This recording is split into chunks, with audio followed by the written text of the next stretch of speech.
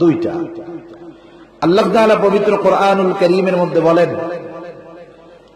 ফারীকুম feel জান্নাতি ওয়া ফারীকুম ফিস সাঈর।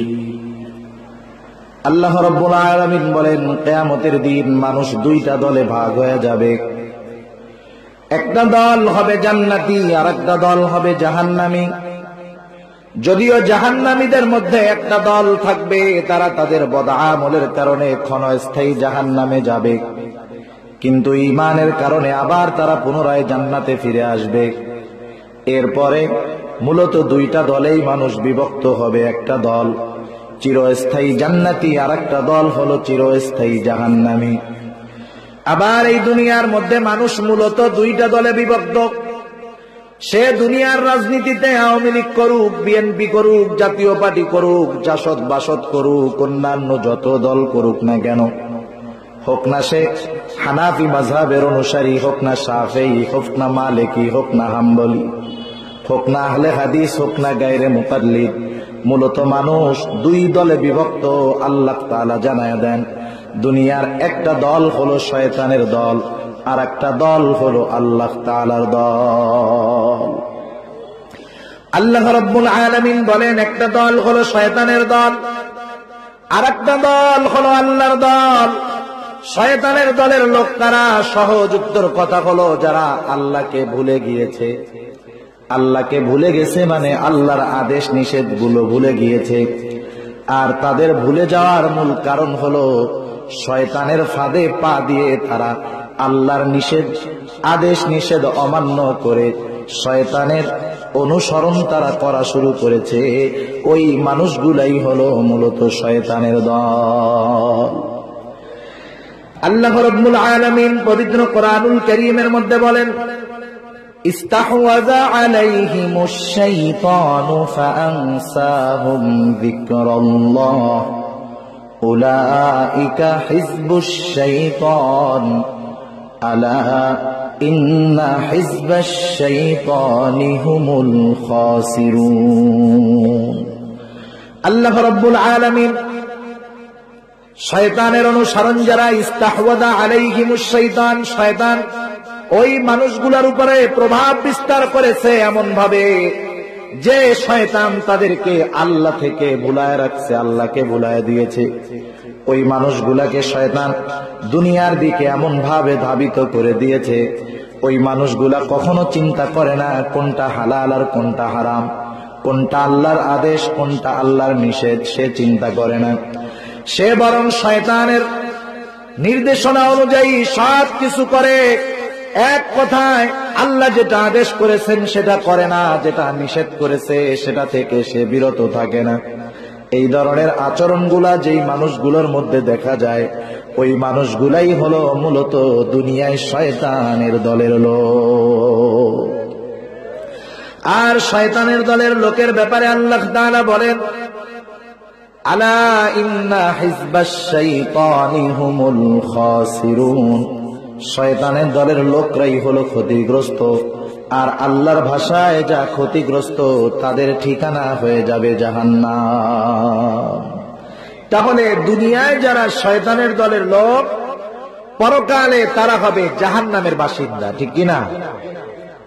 সেজন্য শয়তান কখনো আমাদের কল্যাণ চায় না, কারণ শয়তানের সাথে আমাদের দুশমনী তো আজ নয়। শয়তান তো তার মিশন হলো মানুষদেরকে পথভ্রষ্ট করে, পথচ্যুত করে, সিরাতে মুস্তাকিমের পথ থেকে বিচ্যুত করে, তার পথে পরিচালিত করে জাহান্নামে নিয়ে যাওয়া হলো শয়তানের মিশন। কারণ এই শয়তান এই মিশন তো আজকে গ্রহণ করে নাই, শয়তান তার এই মিশন তো গ্রহণ করেছে যখন আদম আলাইহিস সালামকে সিজদা না করার কারণে আল্লাহ রব্বুল আলামিন ইবলিসকে জান্নাত থেকে বের করে দিয়েছে। সেই দিন থেকে তার মিশন হলো গোটা মানব জাতিকে কেমন করে সে জাহান্নামে নিয়ে যেতে পারে। দুনিয়ার মধ্যে যেই মানুষগুলা শয়তানের আদর্শ অনুসরণ করে, শয়তানের দলের লোক, শয়তানকে নেতা হিসাবে যারা দুনিয়ায় গ্রহণ করেছে, শয়তানের নেতৃত্বের মধ্যে যারা আছে, এই মানুষগুলা কিয়ামতের দিন রাসূলুল্লাহ সাল্লাল্লাহু আলাইহি ওয়াসাল্লামের সাহায্য পাবে না, বরং কি হবে, তারা তো আশায় আশায় থাকবে, মনে হয় কঠিন মুসিবতের দিন শয়তান আমাদেরকে সাহায্য করবে। কিন্তু শয়তান সেই দিন কি আচরণ করবে তাদের সাথে, আল্লাহ রাব্বুল আলামিন পবিত্র কোরআনুল কারীমে 13 নম্বর পারা সূরা ইব্রাহিমের মধ্যে আল্লাহ তাআলা জানায় দিয়েছেন, কিয়ামতের দিন শয়তান তার অনুসারীদেরকে উদ্দেশ্য করে একটি ঐতিহাসিক ভাষণ দিবে।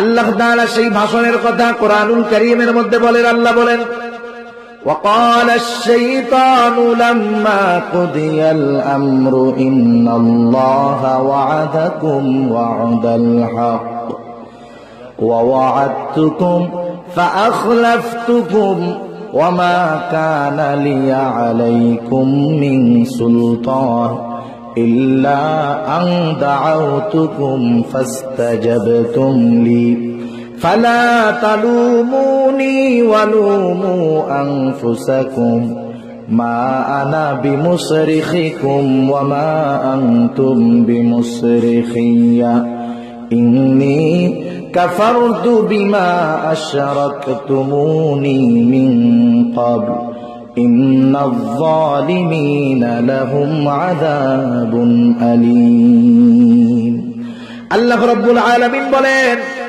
যখন সব কিছুর চূড়ান্ত ফয়সালা হয়ে যাবে, শয়তানের অনুসারী যারা ছিল তাদের যখন জাহান্নাম ঠিকানা হয়ে যাবে, তখন পর্যন্ত শয়তানের অনুসারীরা শয়তানের সাহায্যের জন্য অপেক্ষমান থাকবে।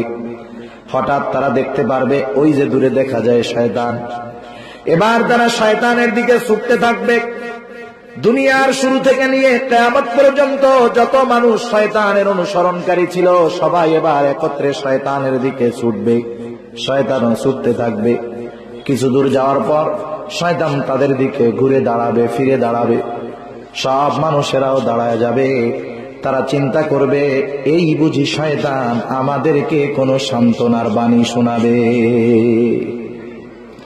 সবাই আশা যে কি বক্তব্য দেয় আমাদের, কি বক্তব্যের মাধ্যমে আজকে এই কঠিন বিপদ থেকে আমাদেরকে উদ্ধার হওয়ার রাস্তা হয়তো শয়তান বলে দিবে।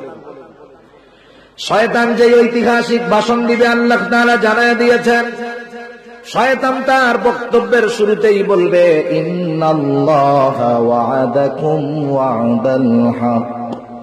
শয়তান তার বক্তব্যের শুরুতেই বলবে, নিশ্চয়ই আল্লাহ তোমাদের সাথে যা কিছু ওয়াদা করেছে আল্লাহ তাআলার সব ওয়াদাগুলা সত্য।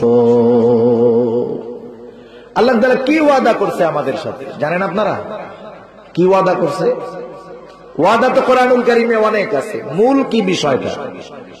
মূল বিষয় হলো আল্লাহর ওয়াদা। আল্লাহ তাআলা বলেন, ওয়াল্লাযীনা আমানু ওয়া আমিলুস সালিহাতি লাহুম জান্নাতুন তাজরি মিন তাহতিহাল আনহার খালিদিনা ফিহা। আল্লাহ রাব্বুল আলামিন বলেন, যারা ঈমান এনেছে এবং আমলে সালেহ সৎকর্ম করেছে তাদের জন্য রয়েছে এমন জান্নাত, যেই জান্নাতের পাদদেশ দিয়ে আছে প্রবাহিত নহর। শুধু তাই নয়, ওই জান্নাতে তারা অনন্তকাল থাকবে। শুধু তাই না, আল্লাহর এক জায়গায় বলেন, ইন্নাল্লাযীনা আমানু ওয়া আমিলুস সালিহাতি কানাত লাহুম জান্নাতুল ফিরদাউসি নুজুলা খালিদিনা ফিহা লা ইয়াবগুনা আনহা হিওয়ালা। আল্লাহ রাব্বুল আলামিন বলেন, নিশ্চয়ই যারা ঈমান আনে ও আমলে সালেহ করে তাদের জন্য রয়েছে জান্নাতুল ফিরদাউসের মেহমানদারি। এই দুই গুণে গুণান্বিত মানুষগুলা হবে জান্নাতের মেহমান। আর আল্লাহ বলেন, আমি হব জান্নাতের মেজবান। দুনিয়ার মেহমান আর মেজবানের সম্পর্ক থাকে 3 দিন। কয়দিন? একটা বাড়িতে যাওয়ার পরে মেহমান 3 দিন, এরপরে সে ওই বাড়ির সদস্যের মতো। ওই বাড়ির লোক যদি পান্তা ভাত খায় সেও পান্তা ভাত খাবে। মেহমান হিসাবে আলাদা দাবি করার সুযোগ তার নাই। এটা হলো মূল নিয়ম। 3 দিন থাকে মেহমান আর মেজবানের মধ্যে সম্পর্কটা। কিন্তু এই মানুষগুলা ঈমান এবং আমলের কারণে এমন জান্নাতে যাবে যেই জান্নাতের মেহমান হবে, জান্নাতুল ফেরদাউসের মেহমান হবে। এই মেহমান 3 দিনের নয়, এই মেহমান হলো অনন্তকালের। এই মানুষেরা হবে অনন্তকালের মেহমান, আর আল্লাহ তাআলা হবেন অনন্তকালের মেজবান।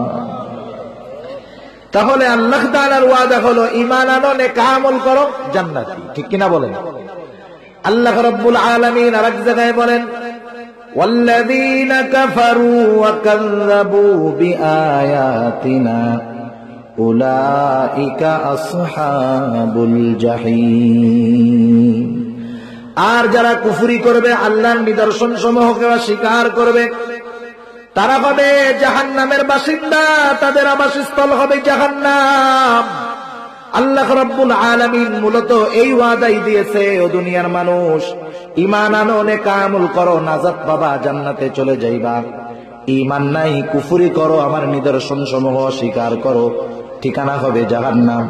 এই ওয়াদার কথাই শয়তান সেদিন আবার স্মরণ করায় দিবে যে দুনিয়ায় কোরআনুল কারীমের মধ্যে আল্লাহ যা কিছু ওয়াদা করেছিল সব ওয়াদা সত্য।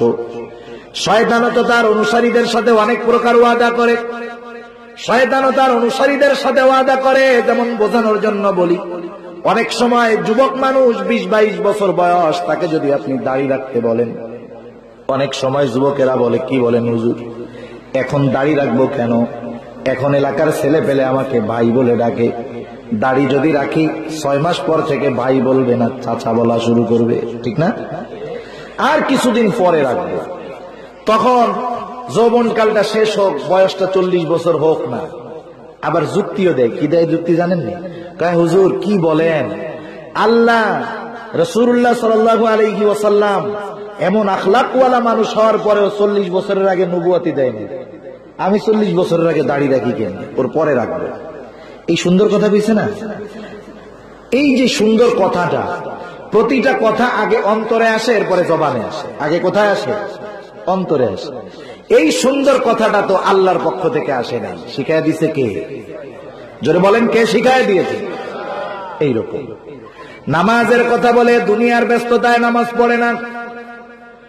যখন বলা হবে নামাজের দাওয়াত দেওয়া হবে, বলবে ব্যবসায়ী ব্যস্ততা, আর কিছুদিন যাক না, যখন একটু অবসর হব, 5 ওয়াক্ত নামাজ পড়বো, হজ করব, যাকাত দিব, ভালো হয়ে যাব, তাওবা করব। এই যে সুন্দর কথাটা বললো, এই কথাটা আল্লাহ শিখায় দেয় না, এই কথাটা তার অন্তরের মধ্যে আনে শয়তান। এই ধরনের অনেক ওয়াদা শয়তান দেয় মানুষের অন্তরের মধ্যে। শয়তান এবার তার ওয়াদার ব্যাপারে বলবে, ওয়া ওয়া'আদতুকুম ফাআখলাফতুকুম, আর আমি তোমাদের সাথে যা কিছু ওয়াদা করেছিলাম সেই ওয়াদার ব্যাপারে শুনে নাও, আমি সেই ওয়াদা ভঙ্গ করলাম। বরং শয়তানের মূল ওয়াদা কোনটা? শয়তানের মূল ওয়াদা হলো আদম আলাইহিস সালামকে সিজদা না করার অপরাধে যখন আল্লাহ তাআলা তাকে জান্নাত থেকে বের করে দিল, শয়তান এবার আল্লাহর কাছে বলতেছে, আল্লাহ, এই আদমের কারণে আমার সব আমল বরবাদ, আমাকে জান্নাত থেকে বের হয়ে চির অভিশপ্ত হয়ে যাওয়া লাগলো। এই আদম দুনিয়ায় কতদিন থাকবে? আল্লাহ তাআলা বললেন, দুনিয়ায় আদম চিরদিন থাকবে না, কিন্তু তার সন্তানেরা কিয়ামত পর্যন্ত থাকবে। মনে রাখবেন, দুনিয়ার মধ্যে সিস্টেমটা তো এখন এরকমই দেখি, শত্রুতা যদি বাবার সাথে থাকে, ওই শত্রুতা এক সময় সন্তানের দিকে গড়ায়া যায়। এরকম ঘটনা আমরা দেখতেছি ইদানিং কালে। যেমন কয়েক মাস আগে সাতক্ষীরাতে এক ছোট ভাই তার বড় ভাই তাকে মেরে ফেলছে। কারণ কি? বড় ভাইয়ের সাথে ছোট ভাইয়ের মনোমালিন্যতা থেকে হয়তো অন্তরে শত্রুতা পোষণ করছে, কিন্তু মারার সময় ছোট ভাই শুধু ভাইকে মারে নাই, ভাইরে মারছে, ভাবিরে মারছে, ভাতিজা ভাতিজি সবাই একসাথে মেরে ফেলছে। কিছুদিন আগে সুনামগঞ্জে এক লোকের সাথে তার শত্রুতা, শত্রুর ছেলেকে বাইরে পাইছে, ইট দিয়া মাথায় মাইরা বাচ্চাটাকে মেরে ফেলছে। তার মানে শত্রুতা যদি কারো আমার বাবার সাথে থাকে, ওই শত্রু শুধু আমার বাবাকেই শত্রু মনে করে না, আমাকেও শত্রু মনে করে। ঠিক কিনা বলেন? তাহলে শয়তানের সাথে যেই শত্রুতা, এটা শুধু আদম আলাইহিস সালামের সাথে নয়, কিয়ামত পর্যন্ত যত আদম সন্তান আসবে সবার দুশমন হলো শয়তান। ঠিক কিনা বলেন? শয়তান এবার আল্লাহর কাছে বলতেছে, ক্বালা রাব্বি ফাআনযিরনি ইলা ইয়াউমি ইউবআসুন। শয়তান আল্লাহ তাআলার কাছে কিয়ামত পুনরুত্থান দিবস পর্যন্ত অবকাশ চাইল, হায়াত চাইল, আমাদেরকে ধোঁকা দেওয়ার জন্য, আমাদেরকে পথচ্যুত করার জন্য, আমাদেরকে পথভ্রষ্ট করার জন্য। আল্লাহ রাব্বুল আলামিন বলেন, ক্বালা ফাআনযিরনি ইলা ইয়াউমি ইউবআসুনা ক্বালা ফাইন্নাকা মিনাল মুনযিরিন ইলা ইয়াউমিল ওয়াকতিল মা'লুম। নির্দিষ্ট একটি মেয়াদ পর্যন্ত আল্লাহ তাআলা ইবলিসকে অবকাশ দিল। যখন সেই নির্দিষ্ট মেয়াদের হায়াত পেয়ে গেল, সে এবার আল্লাহর ইজ্জতের কসম করে বলে, ক্বালা ফাবিইজ্জাতিকা লাউগওয়িয়ান্নাহুম আজমাইন ইল্লা ইবাদাকা মিনহুমুল মুখলাসিন।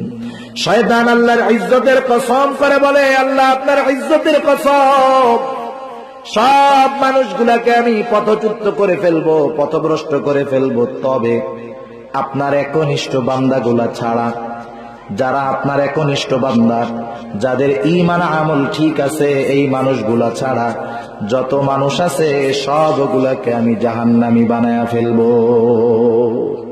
শয়তান এই প্রতিশ্রুতি, এই প্রতিজ্ঞা আল্লাহর সাথে করছে। কার সাথে? আল্লাহর সাথে তার এই প্রতিজ্ঞা যে সে আমাদেরকে জাহান্নামে নেবে। তার মূল মিশনই এইটা।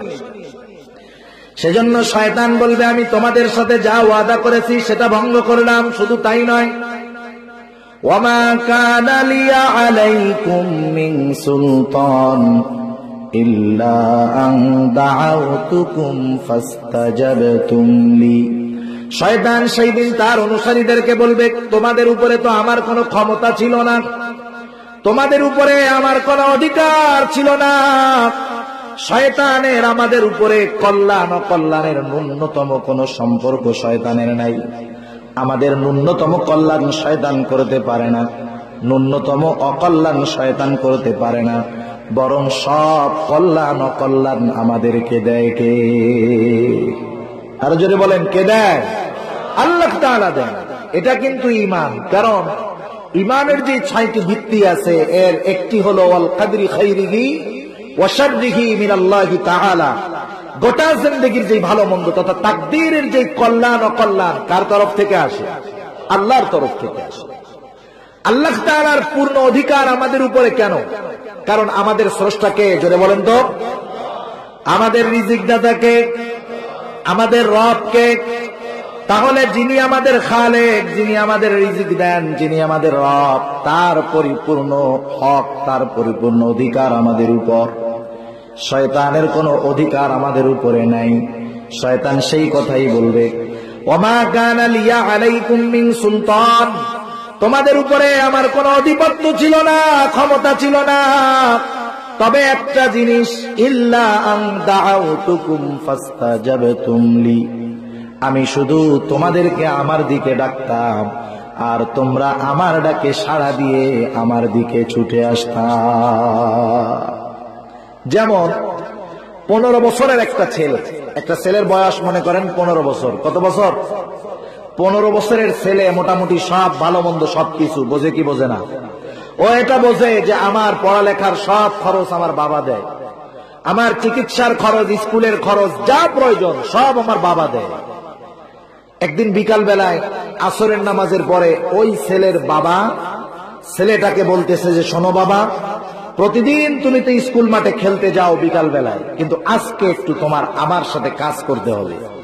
বিকালে আমার একটু কাজ আছে, তুমি এই বিকাল বেলায় আমার কাজে একটু সহযোগিতা করবা, পারবা না? ছেলেটা মনে করেন ঠিক আছে আব্বা, থাকবো।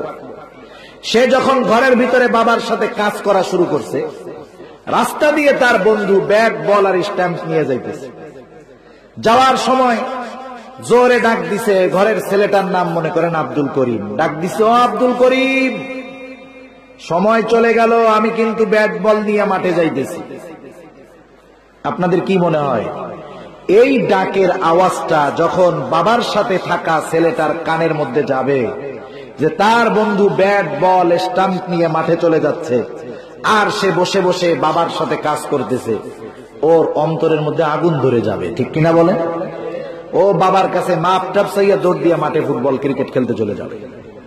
অথচ এই 15 বছরের ছেলে খুব ভালো মতো জানে যেই বন্ধুর ডাকে সাড়া দিয়ে আমি আমার বাবার কাজ না করে চলে গেলাম, এই বন্ধু কশ্চিনকালে আমাকে 1 টাকার উপকার করে নাই, আমাকে কোনোদিন খাবার দেয় নাই, আমারে কোনোদিন জামা কিনে দেয় নাই, স্কুলের খরচ কোনোদিন দেয় নাই।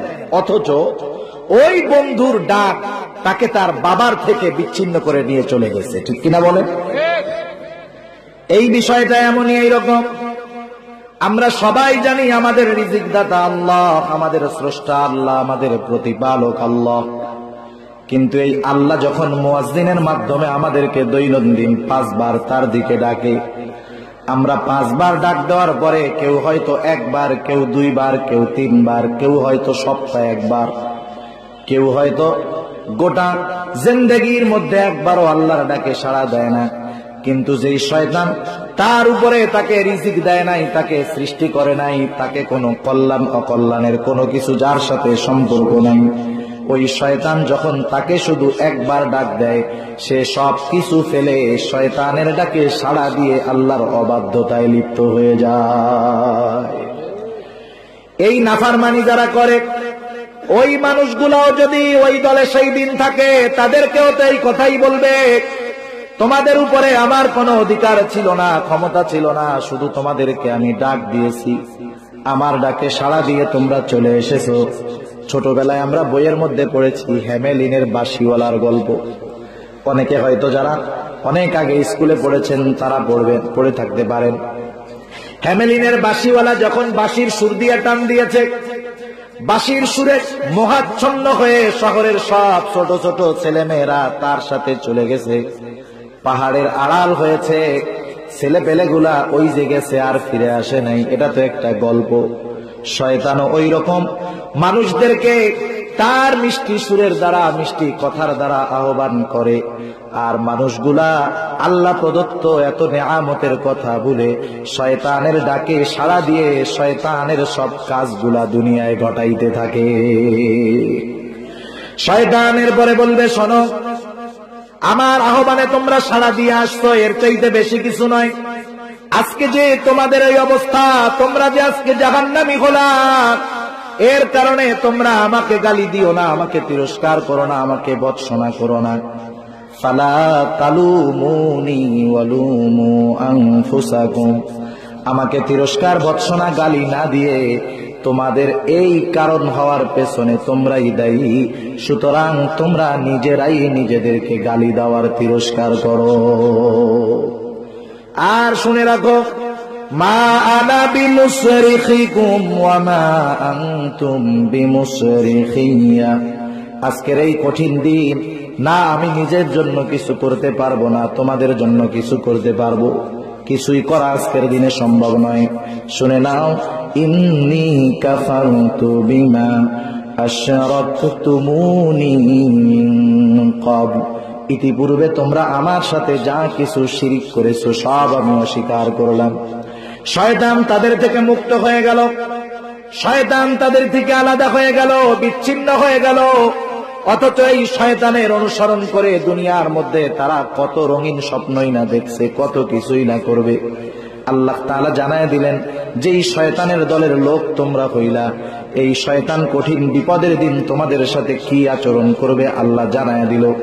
আল্লাহ তাআলা কোরআনে জানায় দেওয়ার পরেও যেই মানুষগুলা দুনিয়ায় শয়তানের অনুসরণ করবে, বলেন তো এদের মতো জালেম আর দুনিয়ার মধ্যে কেউ আছে নাকি?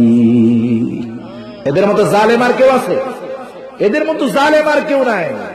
আল্লাহ তাআলা জানায় দিলেন যে শয়তান এমন আচরণ করবে, এর পরেও এদের পরিবর্তন নাই। আল্লাহ বলে ওইগুলো হলো জালেম। আর যারা জালেম, আল্লাহ রাব্বুল আলামিন তাদের জন্য কঠিন শাস্তি প্রস্তুত করে রাখছেন, সেই শাস্তি হলো জাহান্নাম। ঠিক কিনা বলেন? এজন্য আল্লাহ তাআলা আমাদের প্রত্যেককে শয়তানের দলের সদস্য হওয়া থেকে হেফাজত করুক। জোরে বলি আমিন। এখন আসেন যারা আল্লাহর দলের লোক, তাদের অবস্থা কি হবে? আমি আপনাদের খেদমতে যে আয়াতখানা তিলাওয়াত করেছি, এই আয়াতের ব্যাপারে অল্প কিছু কথা বলার পূর্বে এই আয়াতের একটা শানে নুজুল আছে, সেটা আপনাদের খেদমতে পেশ করব। শানে নুজুলটা হলো রাসূলুল্লাহ সাল্লাল্লাহু আলাইহি ওয়াসাল্লাম যখন মক্কা থেকে মদিনায় হিজরত করেছেন, দ্বিতীয় হিজরিতে ঐতিহাসিক বদরের জিহাদ সংগঠিত হয়। ইসলামের ইতিহাসে বদরের যুদ্ধের এমন গুরুত্ব ছিল, ইসলামের ইতিহাস যারা লিখেছে, ইসলামের ইতিহাস তো অনেক অমুসলিম লিখেছে, ইহুদি লিখেছে, প্রত্যেকটা ঐতিহাসিক এই ব্যাপারে একমত। বদরের যুদ্ধের মূল্যায়ন করতে গিয়ে তারা প্রত্যেকেই বলেছে বদরের জিহাদ ছিল এমন একটা জিহাদ যেই জিহাদের ফলাফলের উপরে নির্ভর করতেছিল দুনিয়ার মধ্যে ইসলাম এবং মুসলমান থাকবে কি থাকবে না, টিকবে কি টিকবে না। কারণ 1000 সশস্ত্র কাফের বদরের ময়দানে ইসলাম এবং মুসলমানদেরকে চিরতরে নিশ্চিহ্ন করে দেওয়ার জন্যই তারা উপস্থিত হয়েছিল। তাদের উদ্দেশ্য ছিল ইসলাম এবং মুসলমানদেরকে দুনিয়ার বুকে মাথা উঁচু করে দাঁড়াতে দিবে না, এই মিশন ছিল তাদের। 1000 সশস্ত্র কাফের, আগের প্রেক্ষাপট অনেক লম্বা। সর্বশেষ অবস্থা হলো বদরের যুদ্ধে কাফেররা 1000 সশস্ত্র কাফের তৎকালীন সময়ের আধুনিক সমরাস্ত্রে সুসজ্জিত হয়ে বদরের ময়দানে সুবিধাজনক স্থানে অবস্থান নিয়েছে। তারা দৃঢ় প্রতিজ্ঞাবদ্ধ যে মুসলমানদের সাথে যুদ্ধ না করে তারা মক্কায় ফেরত যাবে না। রাসূলুল্লাহ সাল্লাল্লাহু আলাইহি ওয়াসাল্লামের কাছে খবর আসতে, ইয়া রাসূলুল্লাহ, মক্কার কুরাইশ কাফেররা যুদ্ধ না করে ফিরবে না, যুদ্ধ করার ব্যাপারে তারা দৃঢ় প্রতিজ্ঞাবদ্ধ। রাসূলুল্লাহ সাল্লাল্লাহু আলাইহি ওয়াসাল্লামের কাছে যখন খবর আসছে, আল্লাহর নবী চিন্তিত। কারণ নতুন নতুন মুসলমান মুহাজিরেরা মাত্র 2 বছর হিজরত করে আসলেন তিনি মদিনায়। আবার ইসলামের জন্য মদিনার মুসলমানদের কত সাহায্য, কত অবদান। এই কারণে আল্লাহর নবী তাদের উপাধি দিয়েছেন আনসার। মুহাজির এবং আনসার, ইসলামের জন্য উভয়ের ত্যাগ কত আল্লাহর নবী চিন্তিত। না জানি এখন যদি তাদেরকে জিহাদের কথা বলা হয়, মুহাজিরেরা না জানি বলে বসে, ইয়া রাসূলুল্লাহ, আমরা তো ইসলামের জন্য এত ত্যাগ স্বীকার করলাম, ঘর ছাড়লাম, বাড়ি ছাড়লাম, টাকা পয়সা সব ত্যাগ করলাম, এখন কি যুদ্ধ করতে বলেন? এখন কি নিজের পরিবার আত্মীয় স্বজনের বিরুদ্ধে কি এখন তরবারি চালাইতে বলেন নাকি? কারণ মুহাজিরেরা যুদ্ধ করবে কেউ তার বাবার বিরুদ্ধে, কেউ সন্তানের বিরুদ্ধে, কেউ ভাইয়ের বিরুদ্ধে, কেউ পরিবার পরিজন বংশের লোকের বিরুদ্ধে। আনসারেরা কত সহযোগিতা করছে, নবী চিন্তা করতেছেন, না জানি এরা বলে বসে, ইয়া রাসূলুল্লাহ, আমরা কত ত্যাগ করলাম, এখন কি আবার যুদ্ধ করে জীবন দিতে বলেন নাকি? কারণ মুসা আলাইহিস সালামের উম্মত আল্লাহ তাআলার কত কুদরত দেখছে আর কত নিয়ামত খাইছে, এরপরেও কিন্তু তারা মুসা আলাইহিস সালামের আদেশ মেনে যুদ্ধ করতে রাজি হয় নাই।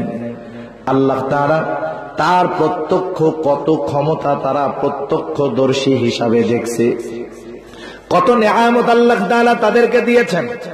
পবিত্র কোরআনুল কারীমের সূরা বাকারার মধ্যে ধারাবাহিক প্রায় 40টার উপরে নিয়ামতের কথা আল্লাহ তাআলা বর্ণনা করেছেন।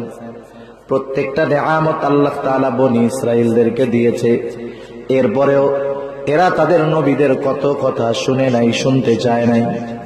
যখন মুসা আলাইহিস সালাতু ওয়াস সালাম আল্লাহর আদেশে ফেরাউনের কাছে বারবার একত্ববাদ তাওহীদের দাওয়াত নিয়ে যাচ্ছেন, ফেরাউনের মধ্যে কোনো পরিবর্তন নাই, বরং দিন যায় ফেরাউনের অবাধ্যতা আরো বেড়ে যায়।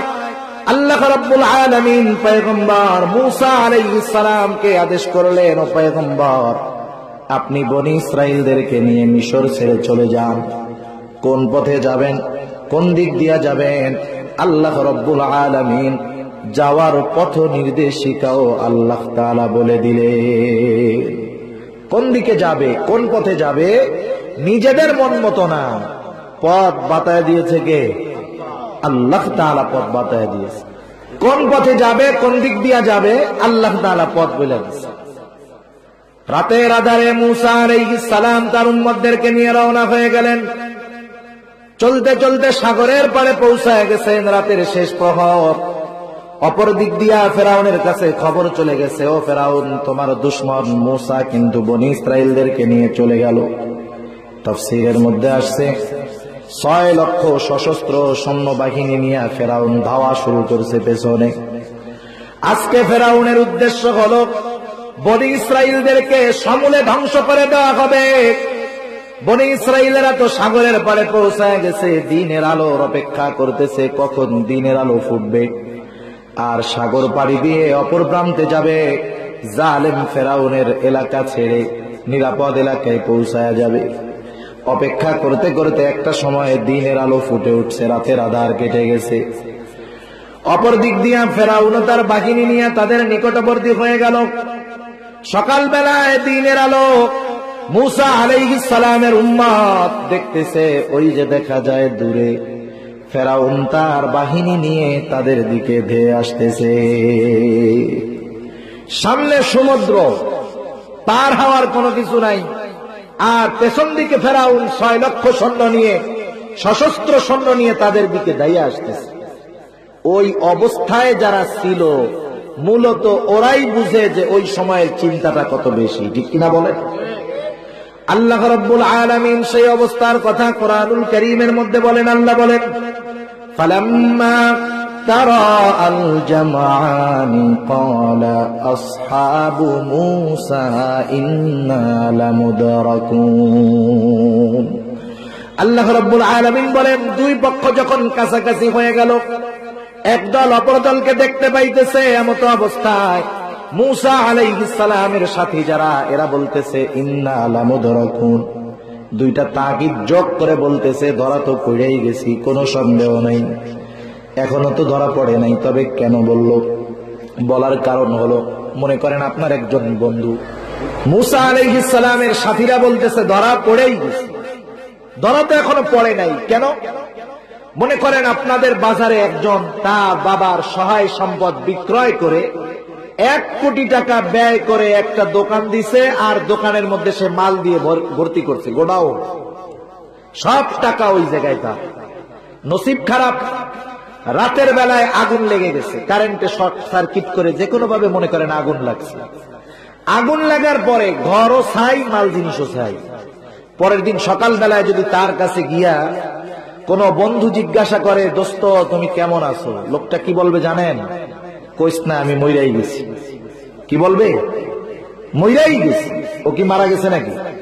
যারা বলেন মারা গেছে, মারা গেলে তো কথা বলতে পারতো না, কিন্তু পারিপার্শ্বিক অবস্থা যা, এটা মরার মতোই। যদিও এখনো মূসা আলাইহিস সালামের সাথীরা ধরা পড়ে নাই, কিন্তু অবস্থা যা, ধরা পড়া ছাড়া কোনো উপায় নাই। কারণ নদী পার হওয়ার কিছু নাই, আবার ফেরাউনের বাহিনীও নিকটবর্তী, এখন তো আর বাঁচার কোনো উপায় নাই। সেই জন্য বলছে ধরাই পড়ে গেছি। মূসা আলাইহিস সালাম হলেন বনি ইসরাইলদের নেতা, এক কথায় প্রত্যেকটা নবী তার উম্মতদের নেতা। প্রতিটা নবী তার উম্মতদের নেতা। আমাদের নেতাকে মুহাম্মাদুর রাসূলুল্লাহ সাল্লাল্লাহু আলাইহি ওয়াসাল্লাম। কেমন নেতা? উনি তো আল্লাহর দলের নেতা। আল্লাহর দলের নেতা হলো মুহাম্মাদুর রাসূলুল্লাহ সাল্লাল্লাহু আলাইহি ওয়াসাল্লাম। এখন দুনিয়ার মধ্যে যখন রাজনৈতিক দলের কোন নেতাকে কেউ গালি দেয় বা কিছু বলে, তখন তার কর্মীদের গায়ে লাগে না? প্রতিবাদ করে না? লাঠি পেটা করে না? এ তো দুনিয়ার সামান্য নির্দিষ্ট এক মেয়াদের নেতার জন্য এত মোহাব্বত। অথচ রাসূলুল্লাহ সাল্লাল্লাহু আলাইহি ওয়াসাল্লামের নেতৃত্ব কেমন একটু খেয়াল দিয়ে শুনেন। দুনিয়ার নেতাদের নেতৃত্বের নির্দিষ্ট এরিয়া আছে, নির্দিষ্ট সময় আছে। যেমন প্রতিটা আসনের প্রতিটা এমপির নেতৃত্বের মেয়াদ হলো 5 বছর। কয় বছর? 5 বছর পরে নতুন করে নির্বাচন হবে। উনি যদি পুনরায় আবার নির্বাচিত হন, আবার 5 বছরের জন্য নেতা। বলেন তো, আপনাদের এই আসনের নেতা যিনি, উনি কি অপর আসনে গিয়ে নেতৃত্ব দেখাতে পারবে? উনি যদি ওনার দলের লোক, উনি যদি অন্য আসনে গিয়া ওনার দলের লোকের মাঝেই যদি নেতৃত্ব দিতে চায়, ওই এলাকার লোক বলবে আপনি আপনার এলাকায় গিয়ে নেতৃত্ব দেন, আমাদের নেতা আছে। তার মানে দুনিয়ার প্রত্যেকটা নেতার একটা নির্দিষ্ট এরিয়া আছে, এই এরিয়ার বাইরে তার নেতৃত্ব নেই, নির্দিষ্ট সময় আছে। আবার একটা নেতা যতবার নির্বাচিত হোক, দুনিয়ায় তো চিরদিন থাকবে না। দুনিয়া চিরদিন থাকবে? এক সময় সে মারা যাবে। মারা যাওয়ার পরে তার নেতৃত্ব থাকবে না। তার দল থেকে এমনটা বলবে না যে এই এমপি পরপর 10 বার নির্বাচিত হয়েছে তার এলাকায়, একটা কাজ করো, ওই এলাকায় নতুন করে আমরা আর কোনো এমপি দিব না, এমন করবে নাকি? বরং তার দাফন হওয়ার আগে ওই এলাকার পরবর্তী নেতা কে হবে সেটা নির্ধারিত হয়ে যাবে, ঠিক না? তাহলে দেখেন, দুনিয়ার নেতার নেতৃত্বের নির্দিষ্ট এরিয়া আছে, নির্দিষ্ট মেয়াদ আছে। মারা যাওয়ার পরে নেতৃত্বের বালাইও থাকে, থাকে বলেন। কিন্তু আমার আপনার নবী কেমন নেতা? কথা বুঝতেছেন? কথা বুঝেন? জবাব দিন, নাইলে আমি তো মনে করবো যে আমি বুঝাইতে পারতেছি না, সমস্যা তো তৈরি। পবিত্র কোরআনুল কারীমের সূরা ফাতিহা, প্রত্যেকটা নামাজেই সূরা ফাতিহা পড়া হয়। সূরা ফাতিহার প্রথম আয়াতে আমরা পড়ি আলহামদুলিল্লাহি রাব্বিল আলামিন। আমরা বলি সমস্ত প্রশংসা আল্লাহর জন্য, যিনি জগৎ সমূহের প্রতিপালক। সমস্ত প্রশংসা আল্লাহর জন্য, যিনি জগৎ সমূহের প্রতিপালক। আল্লাহ হলেন জগৎ সমূহের রব। আর সেই আল্লাহ আমার আপনার নবীর ব্যাপারে বলেন ওয়ামা আরসালনাকা ইল্লা রাহমাতাল লিল আলামিন। আল্লাহ রাব্বুল আলামিন বলেন, হাবিব, আমি আপনাকে জগৎ সমূহের জন্য রহমত হিসাবে প্রেরণ করেছি। তাহলে জগৎ সমূহের রব হলেন আল্লাহ, আর জগৎ সমূহের রহমত হলো মুহাম্মাদুর রাসূলুল্লাহ। চিন্তা করছেন এই নেতৃত্বের ব্যাপ্তি কত দূর? সেই নেতার অনুসরণ বাদ দিয়ে যদি দুনিয়ার নেতার জন্য সব দেন, তাইলে আমও গেল, সালাও গেল, ঠিক কিনা বলেন? এখন নবীজির নেতৃত্বের এরিয়া কত দূর? এরিয়া হলো রবুবিয়ত খুদা কি হায় জাহাঁ তক, নবুয়তি মুস্তাফা কি হায় ওয়াহা তক। আল্লাহ তাআলা তার রবুবিয়ত যতদূর বিস্তৃত করেছেন, তার নবীর নবুয়তকে আল্লাহ ততদূর বিস্তৃত করেছেন। সুবহানাল্লাহ। আল্লাহর নবীর নেতৃত্বের মেয়াদ কতদিন? নবী শুধু দুনিয়ার নেতা নয়, তিনি হলেন সাইয়্যিদুল কাউনাইন, দুনিয়ারও নেতা, পরকালেরও নেতা। আল্লাহর নবী শুধু পরকালের কিয়ামতের দিনের নেতা এমনটা নয়, নবীজি জান্নাতেও নেতা। সুবহানাল্লাহ বলেন। ১৫০০ বছর আগে দুনিয়া থেকে চলে গেছে। এখন যদি ওই এমপি সাহেবের মতো যেই এমপি মারা গেছে, তার জায়গায় যেমন নতুন এমপি দাঁড় করায় দেওয়া হলো, বলেন তো ১৫০০ বছর আগে নবী দুনিয়া থেকে চলে গেল, নবীর নেতৃত্বের জায়গায় নতুন কোন নেতৃত্ব দাঁড় করানো যাবে নাকি? এই অপকর্মটা যারা করে তাদেরকেই আমরা বলি কাদিয়ানি, ঠিক কিনা বলে? সেজন্য বুঝতে হবে যে আমার আপনার নবীর নেতৃত্বের আসনে কোন কুলাঙ্গারকে যদি বসানোর অপচেষ্টা করা হয়, নিঃসন্দেহে তাদের বিরুদ্ধে কঠোর কর্মসূচি গ্রহণ করা হবে, ঠিক কিনা বলে? আর যেহেতু এই দেশের রাষ্ট্রপ্রধান, রাষ্ট্রপতি, রাষ্ট্রের উচ্চ পর্যায়ে যারা আছে সবাই মুসলিম, কেউ যদি বলে যে না নবীর পরে নবী আসার সম্ভাবনা আছে, সে নিঃসন্দেহে বেঈমান, ঠিক কিনা বলে? তাহলে বলেন, বেঈমানকে বেঈমান বলতে কোনো ভয় আছে? যদি বেঈমানকে বেঈমান বলতেই ভয় হয়, তাইলে ঈমান আর কোথায় থাকে? সুতরাং আমরা আমাদের রাষ্ট্রের অধিপতি যারা আছে, রাষ্ট্রের সর্বোচ্চ অবস্থানে যারা আছে, আমরা তাদেরকে বলি, যেহেতু আপনারা ঈমানদার, আপনারাও এই কথা বিশ্বাস করেন নবীর পরে কোন নবী নাই, সেজন্য বুক ফুলিয়ে এই আইন করে দেন, নবীর পরে যদি কেউ কাউকে নবী হিসাবে দাঁড় করাতে চায়, ওরা নিঃসন্দেহে কাফের, ঠিক কিনা বলে? এই ঘোষণা দিতে তো ভয়ের কোনো কিছু নেই। যে কাফের তারে কাফের বলতে সমস্যা, কালাটারে কালা বলতে কোনো সমস্যা আছে? লালটাকে লাল বলতে কোনো সমস্যা আছে? কিন্তু কেন যে করে না এটা বুঝতে পারি না। কিন্তু এই না বলার কারণে ক্ষতি তো ইসলাম এবং মুসলমানদের। কারণ কি? কারণ হলো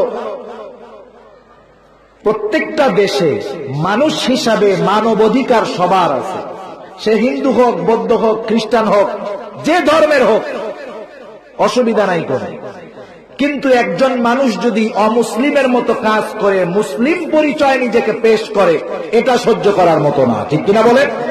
কাদিয়ানীরা রাষ্ট্রীয় যেই সুবিধাসমূহ ভোগ করবে, মানুষ হিসাবে মানবিক যে অধিকার আছে ভোগ করবে, কিন্তু মুসলমান পরিচয়ে নয়, কাফের পরিচয়ে, ঠিক কিনা বলেন? তাই যাই হোক, আমি যে কথার থেকে গেলাম, ১৫০০ বছর আগে রাসূলুল্লাহ সাল্লাল্লাহু আলাইহি ওয়াসাল্লাম দুনিয়া থেকে গেছে। বলেন তো এখনো নবীর নেতৃত্ব আছে না নাই? নবীর নেতৃত্ব আল্লাহ তাআলা অনন্তকাল দিয়ে রাখছে। এখন বলেন, এই নবীকে যদি নেতা হিসাবে গ্রহণ করা হয়, আর যারা তার নেতৃত্ব অনুযায়ী চলতে পারবে, তাদের দুনিয়া আখিরাতে কোনো চিন্তা আছে নাকি? কোনো চিন্তা তাদের নাই। তো যাই হোক, মূসা আলাইহিস সালাম হলেন তার উম্মতদের নেতা। নেতাদের কাজ হলো, যখন তার কর্মী পেরেশান হয়, বক্তব্যের মাধ্যমে তাদের টেনশনটা প্রথম অন্তর থেকে দূর করে। আর আমাদের এলাকার নেতাদের বক্তব্য আমি শুনছি, আপনাদের এলাকার কোন নেতার বক্তব্য শুনিও নাই। কোন নেতার বক্তব্যের ব্যাপারে মন্তব্য করার ইচ্ছা অধিকার আমার কোনটাই নেই। আমি আমার এলাকার বক্তব্য শুনেছি নেতাদের, তাদের বক্তব্যের মধ্যে শুধু আশ্বাস থাকে, বিশ্বাস থাকে না। খালি বলে এইটা করব, ওইটা করব, এইটা করব, সব শেষ, পরে কিছুই হয় না। সামনে চেয়ারম্যান ইলেকশন, কতজন প্রতিশ্রুতি দিচ্ছে, এক রাস্তা 15 বছর ভাঙা দেখতেছি। প্রত্যেকবার নির্বাচনের আগে এসে সবাই বলে আমি নির্বাচিত হইলে রাস্তা ঠিক। প্রত্যেকের বক্তব্য এটা, নির্বাচিত হইছে বেটা, ওই রাস্তায় 5 বছর হাঁটেই না। তাহলে দেখেন, বক্তব্যে আশ্বাস আছে, বিশ্বাস নেই। আর পয়গম্বর আলাইহিস সালামের বক্তব্য, এর মধ্যে যেমন আশ্বাস চূড়ান্ত রূপের, তেমন বিশ্বাস। কারণ দুনিয়ার নেতারা যেই স্ক্রিপ্ট দেখে বক্তব্য দেয়, সেটা তো দুনিয়ার মানুষ লিখে দেয়। আর পয়গম্বর আলাইহিস সালাম দ্বীনের ব্যাপারে যেই বক্তব্য দেয়, সেই বক্তব্যের স্ক্রিপ্ট আরশে আজিমের মালিক পাঠায় দেয়। মূসা আলাইহিস সালাম দাঁড়ায় গেলেন, বক্তব্য দিলেন। সবার সামনে বক্তব্য দেওয়া আর ওয়াজ করা কিন্তু সহজ কাজ না। মাঝে মধ্যে শুনি এক বক্তা নাকি ওয়াজ করতে যাওয়ার সময়, ওয়াজ শুরু করার আগে বলে, আমি ওয়াজ করব, শর্ত হলো নোয়াখালীর কেউ থাকতে পারবে না। হয়তো কোনো সমস্যা আছে এই জন্য। তাইলে নোয়াখালীর মানুষের সামনে তার মানে ওনার ওয়াজ করাটা কঠিন। আর বনী ইসরাইলদের সামনে তো কথা বলা কঠিন ছিল, কারণ পদে পদে তারা তাদের নবীদেরকে প্রশ্ন করত। প্রশ্ন করতে করতে তারা তিলকে তাল বানায় ফেলত। অবস্থা এমন, তিলকে তাল বানায় ফেলছে। অতিরঞ্জিত প্রশ্ন করার কারণে সহজ বিষয় তাদের জন্য কঠিন করে দিতেন আল্লাহ তাআলা। সেজন্য তাদের সামনে তো এমন এক বক্তব্য দিতে হবে, যাতে বক্তব্যের শুরুতে আগত, অনাগত, সম্ভবত সব ধরনের প্রশ্নের জবাব যেন বক্তব্যের মধ্যে চলে আসে, ঠিক কিনা বলেন? এখন উনি বক্তব্য দিলেন, আবার লম্বা চড়া বক্তব্য দেওয়ার সুযোগ সময় তো নাই, কারণ ফেরাউনের বাহিনী কাছে, বিপদ সন্নিকটে। মূসা আলাইহিস সালাম দাঁড়ায় গেলেন, বক্তব্য দিলেন। কি বক্তব্য? আল্লাহ বলেন, ক্বালা, মূসা আলাইহিস সালাম বললেন, কাল্লা ইন্না মাইয়া রাব্বি সায়াহদিন। তারা বলছে, ইন্না লামুদরাকুন, আমরা ধরা পড়ে গেছি। আর মূসা আলাইহিস সালামের বক্তব্যের প্রথমেই হলো কাল্লা, কখনো ধরা পড়ব না। সুবহানাল্লাহ বলে। মূসা আলাইহিস সালাম এখানে বলেন নাই যে ধরা পড়ব না। আরবি যে শব্দটা তিনি উল্লেখ করেছেন, এর অর্থ হলো কখনো ধরা পড়ব না, এখনো পড়ব না, পরেও পড়ব না, কোনদিন ফেরাউন ধরতে পারবে না। অথচ বাহিনী কাছে, পার হওয়ার কোনো কিছু নেই। এই জায়গায় একটা প্রশ্ন আসা স্বাভাবিক। ও পয়গম্বর মূসা, আপনি বলতেছেন যে ধরা পড়ব না, অথচ ফেরাউন সশস্ত্র বাহিনী সহ কাছেই, পার হওয়ার জন্য কোনো কিছু নাই। আর তাদের হাতে তো অস্ত্রের অভাব নাই, আমাদের মোকাবেলার করার কোনো ক্ষমতা নাই। কেমন করে বলেন ধরা পড়ব না? এই প্রশ্নের জবাবটা মূসা আলাইহিস সালাম বলেন, ধরা পড়ব না এর কারণ হলো, ওদের সাথে হয়তো অস্ত্র আছে, কিন্তু আমাদের সাথে যা আছে ওদের সাথে তা নাই। ধরা পড়ব না এর কারণ হলো, ইন্না মাইয়া রাব্বি সাথে কে আছে? জবান খুলে বলেন। আমাদের সাথে, আমার সাথে আল্লাহ আছে, এই জন্য ধরা পড়বেন। কারণ আল্লাহ যার সাথে সেই তো চূড়ান্ত নিরাপদ, ঠিক কিনা বলেন? হিজরতের সময় যখন রাসূলুল্লাহ সাল্লাল্লাহু আলাইহি ওয়াসাল্লাম সাওর পর্বতের মধ্যে লুকায়া থাকছে 3 দিন, কাফেররা পায়ের চিহ্ন দেখতে দেখতে একেবারে গর্তের নিকটে পৌঁছায় গেছে। কারণ তৎকালীন সময়ে কিছু কাফের ছিল, তারা মানুষের পায়ের চিহ্ন নির্ণয় করে বুঝতে পারতো এটা কার পায়ের চিহ্ন। তারা আস্তে আস্তে করে গর্তের পাড়ে পৌঁছায় গেল। গর্তের পাশে পৌঁছায়া দল হয়ে গেছে তারা 2টা। গর্তের অবস্থা পর্যবেক্ষণ করে একদল বলতেছে, না রে, এই গর্তের মধ্যে মানুষজন থাকতে পারে না। আর একদল বলে, খুঁজা দেখতে অসুবিধা কি? এমত অবস্থায় হযরতে আবু বকর সিদ্দিক রাদিয়াল্লাহু তাআলা আনহু বলেন, আমি প্রত্যেকের গলার আওয়াজ শুনতেছিলাম। শুধু শুনতেছিলাম তা নয়, কে কথা বলতেছে প্রত্যেকটা মানুষকে আমি চিনতেছি। আমাদেরকে ধরার জন্য, পাওয়ার জন্য বেশি দূরে যাওয়া লাগবে না। তারা যদি শুধু তাদের পায়ের দিকে নজর দেয়, আমাকে এবং আল্লাহর রাসূলকে দেখে ফেলবে এমন অবস্থা। ওই অবস্থায় আবু বকর সিদ্দিক রাদিয়াল্লাহু তাআলা আনহু চূড়ান্ত রূপে ভয় পেয়ে গেছেন, চিন্তিত হয়ে গেছেন। নিজের জন্য ভীত নয়, নিজের জন্য চিন্তিত নয়, কারণ নিজের জীবনের পরোয়া তো আবু বকর করে না। আল্লাহর নবীর জন্য এক আবু বকর নয়, কোটি কোটি আবু বকর জীবন দিতে তৈয়ার। ভয় আর চিন্তা তো আল্লাহর রাসূলকে নিয়ে। রাসূলুল্লাহ সাল্লাল্লাহু আলাইহি ওয়াসাল্লাম আবু বকর সিদ্দিক রাদিয়াল্লাহু তাআলা আনহুর চেহারার দিকে তাকায় বুঝতে পারছেন যে আবু বকর ভয় এবং চিন্তার মধ্যে আছে। এত কাছে তারা, ভয় আর চিন্তা তো স্বাভাবিক। রাসূলুল্লাহ সাল্লাল্লাহু আলাইহি ওয়াসাল্লাম ওই অবস্থার মধ্যে আবু বকর সিদ্দিক রাদিয়াল্লাহু তাআলা আনহুকে কি বলল? আল্লাহ বলেন, ইযহুমা ফিল গারি ইয ইয়াকুলু লিসাহিবিহি লা তাখাফ ওয়া লা তাহজান ইন্নাল্লাহা মা'ানা। আবু বকর, তুমি ভয় পেও না, চিন্তা করো না। এই নির্জন করতে তুমি আর আমি একা, শুধু তাই নয়, এখানে তো তুমি আর আমি একা নয়, আমাদের সাথে আমাদের আল্লাহ আছে। সুবহানাল্লাহ বলে। তাহলে যেখানে আল্লাহ আছে সেখানে কোনো চিন্তা নাই। মুসা আলাইহিস সালাম বলেন, কিসের ভয়? ধরা পড়ব না, এর কারণ হলো রব আমার সাথে আছে। রব কি করবে? সায়াহদিন, পথ দেখা দিবে, কি করে আমরা নিরাপদে পৌঁছায়া যাব। আল্লাহ রাব্বুল আলামিন পথ দেখা দিলেন। আল্লাহ তাআলা বলেন, فأوحينا إلى موسى أن اضرب بعصاك البحر فانفلق فكان كل فرق كالطود العظيم। আল্লাহ রাব্বুল আলামিন বলেন, আমি মূসা আলাইহিস সালামের কাছে প্রত্যাদেশ পাঠাইলাম, ও মূসা, আন ইদরিব বিআসাকাল বাহর, তুমি তোমার হাতের লাঠিটা দিয়া সাগরের উপরে আঘাত করো। মূসা আলাইহিস সালাম আল্লাহর আদেশে সাথে সাথে আঘাত করলেন। তিনি বলেন নাই যে লাঠি দিয়া, বাড়ি দিয়া কি হবে। আল্লাহ আদেশ করেছে, সেটা সাথে সাথে করলো। আল্লাহ বলেন, কি হলো? বাড়ি দেওয়ার সাথে সাথে ফানফালাকা, একটা বাড়ি দিয়েছে লাঠি দিয়া, সাথে সাথে সাগর 2 ভাগে বিভক্ত হয়ে গেল। ফাকানা কুল্লু ফিরকিন কাত্তাউদিল আযীম। এইবার 2 ভাগ, 2 দিকে সরে উঁচু হয়ে গেল, পাহাড় সাদৃশ্য উঁচু দেয়াল। দেখতে কেমন জানি পাহাড় সাদৃশ্য উঁচু দেয়ালের মতো হয়ে গেল। মধ্য দিয়ে বিশাল রাস্তা। আল্লাহর আদেশ, মুহূর্তের ভিতরে শুকনা ঠনঠনা হয়ে গেছে রাস্তা। মূসা আলাইহিস সালাম উম্মতদেরকে নিয়ে চলা শুরু করলো। আল্লাহ বলেন, ওয়াজাওয়াজনা বিবানি ইসরাঈলাল বাহরা। আল্লাহ তাআলা বলেন, আমি বনি ইসরাইলদেরকে সাগর পাড়ি দেওয়ায় নিরাপদে পৌঁছায়া দিলাম। মূসা আলাইহিস সালাম তার উম্মতদেরকে নিয়ে পৌঁছায়া গেলেন মাছ দরিয়ায়।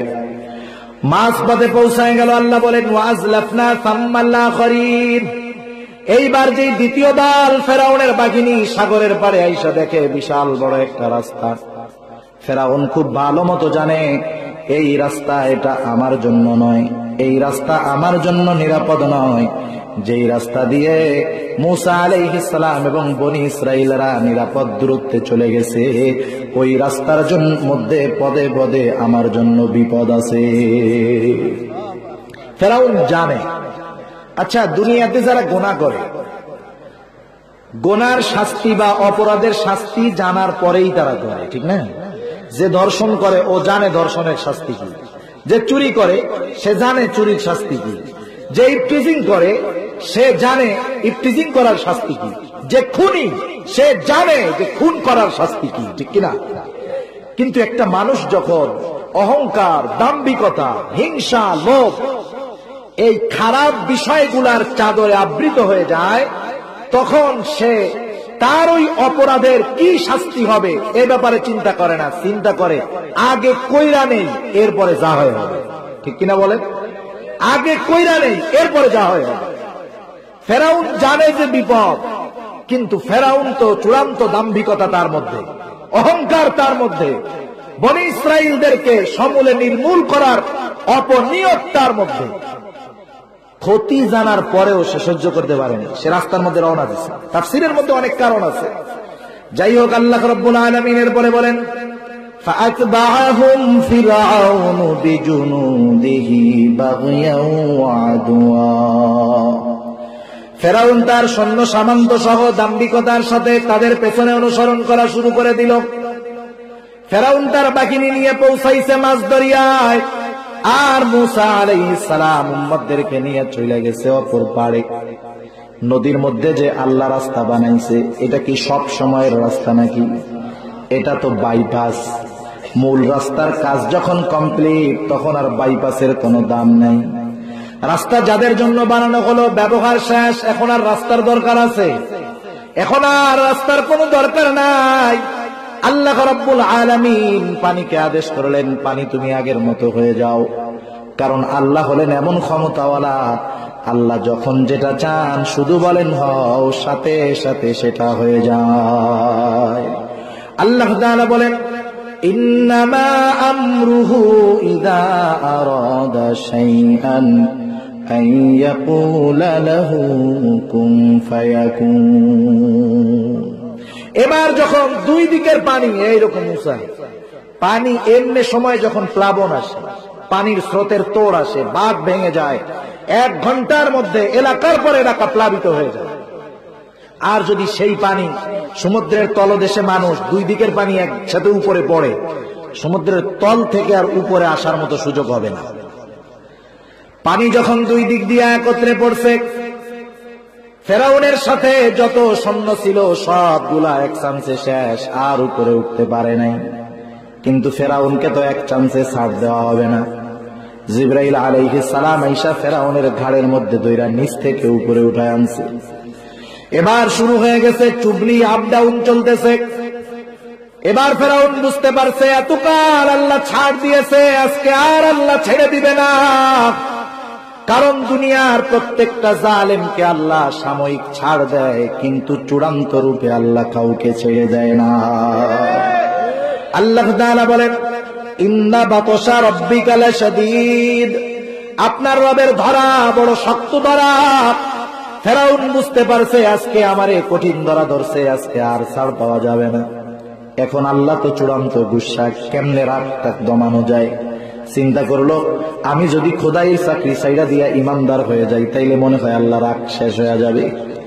ফেরাউন এবার সুবনির চালায় খোদাইগিরি ছাইড়া দিয়া বলে, আল্লাহ তাআলা বলেন, হাত্তা ইযা আদরাকাহুম গরাকু ক্বালা আমানতু আন্নাহু লা ইলাহা ইল্লাল্লাযী আমানাত বিহি বানু ইসরাঈলা ওয়া আনা মিনাল মুসলিমিন।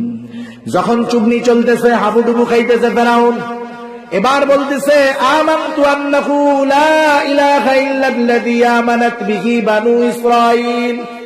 ফেরাউন বলতেছে, আমি ঈমান আনলাম, আল্লাহ ছাড়া কোনো ইলাহ নাই। এতকাল বলতো আনা রব্বুকুমুল আলা।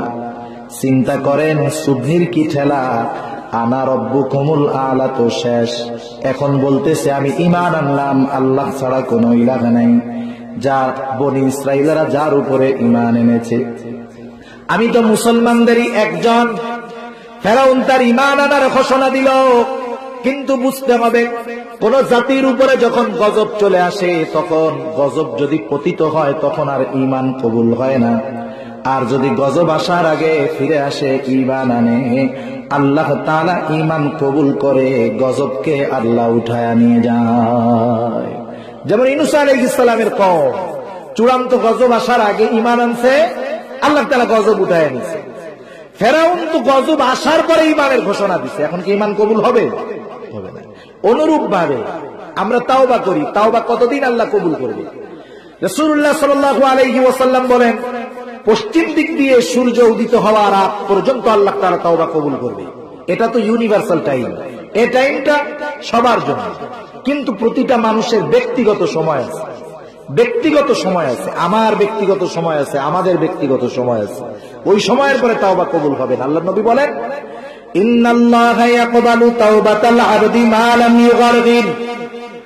নবীজি বলেন, নিশ্চয়ই আল্লাহ রাব্বুল আলামিন তার বান্দার তাওবা কবুল করেন কোন পর্যন্ত?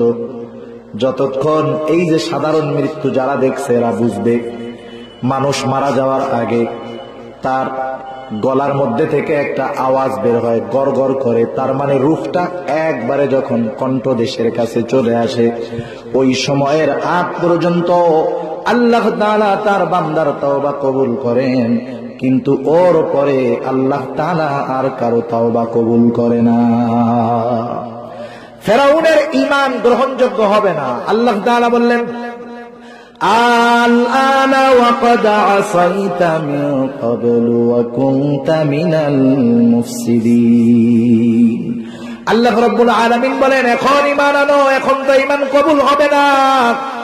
ইতিপূর্বে তুমি দুনিয়ার মধ্যে বিশৃঙ্খলা সৃষ্টি করেছো, ইতিপূর্বে তুমি নাফরমানি করেছো, বিশৃঙ্খলা সৃষ্টি করেছো। এখন তোমার ঈমান কবুল হবে না, তোমাকে মরতেই হবে। কিন্তু মৃত্যু পরবর্তী অবস্থা তোমার কি হবে আল্লাহ জানায় দেন। আল্লাহ বলেন, ফালইয়াউমা নুনাজ্জিকা বিবাদানিকা লিতাকুনা লিমান খালফাকা আয়া ওয়া ইন্না কাসীরাম মিনান নাসি আন আয়াতিনা লাগাফিলুন। আল্লাহ রাব্বুল আলামিন বলেন, আজকে আমি তোমার দেহকে সংরক্ষণ করব। হাজার হাজার বছর ফেরাউনের দেহ পানির মধ্যে ছিল, পানিতে পচে নাই, মাছে খায় নাই, ফুলে যায় নাই, ফেপে যায় নাই, নষ্ট হয়ে যায় নাই। আল্লাহ তাআলা কেন ফেরাউনের দেহকে হেফাজত করলেন? আল্লাহ বলেন, লিতাকুনা লিমান খালফাকা আয়া, তোমার চরিত্রওয়ালা, তোমার পরে যারা আসবে তাদের জন্য নিদর্শন হিসাবে আমি তোমার দেহ সংরক্ষণ করব। ফেরাউনের দেহ আছে না মিশরে? মিশরের জাদুঘরে আছে।